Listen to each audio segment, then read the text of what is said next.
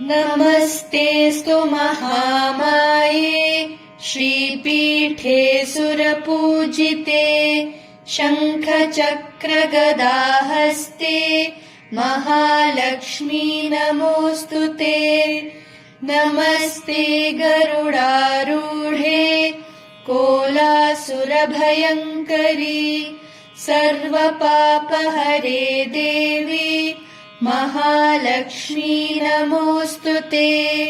सर्वज्ञे सर्ववरदे सर्वदुष्टभयङ्करी सर्वदुःखहरे देवी महालक्ष्मी नमोऽस्तु ते। सिद्धिबुद्धिप्रदे देवी भुक्तिमुक्तिप्रदायिनी मन्त्रमूर्ते सदा देवी महालक्ष्मी नमोऽस्तु ते।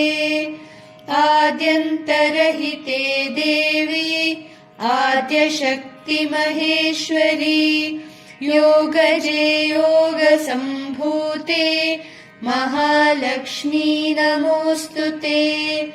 स्थूलसूक्ष्ममहारौद्रे महाशक्तिमहोदरे महापापहरे देवी महालक्ष्मी नमोऽस्तु ते। पद्मासनस्थिते देवी परब्रह्मस्वरूपिणी परमेशि जगन्मातः महालक्ष्मी नमोऽस्तु ते।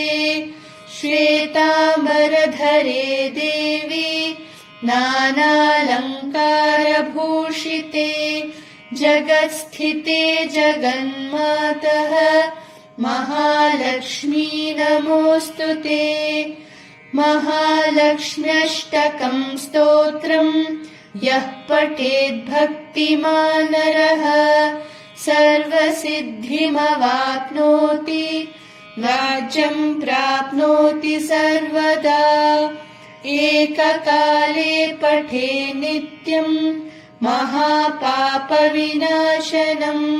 द्विकालम् यः पठे नित्यम् धनधान्यसमन्वितः त्रिकालम् यः पठे नित्यम् महाशत्रुविनाशनम् महालक्ष्मीर्भवे नित्यम् प्रसन्ना वरदा शुभा।